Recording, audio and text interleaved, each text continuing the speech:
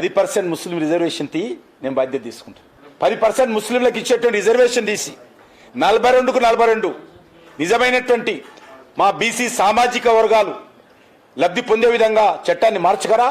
నేను నరేంద్ర మోడీ గారితో మాట్లాడతాను, రాష్ట్రపతితో మాట్లాడతాను.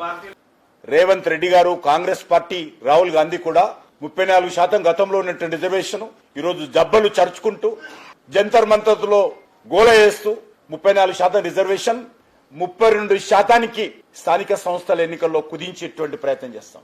బీసీ జనాభా ప్రాతిపాదికన 42% ఇవ్వాల్సినటువంటి రిజర్వేషన్ ఆ రకంగా చూసినట్లయితే ఇంకా బీసీ జనాభా సేకరణలో సర్వేలో అనేక రకాల తప్పులు చేసి బీసీ జనసంఖ్యను తగ్గించి 42% అని చెప్పి 42% రిజర్వేషన్ ఇస్తూ 46% జనాభా ఉంటే 42% రిజర్వేషన్ ఇస్తూ దాంట్లో 10% ముస్లింలను కలిపి ఎవరిని మోసం చేయాలనుకుంటున్నారో రాహుల్ గాంధీ చెప్పాల్సినటువంటి అవసరం ఉంది.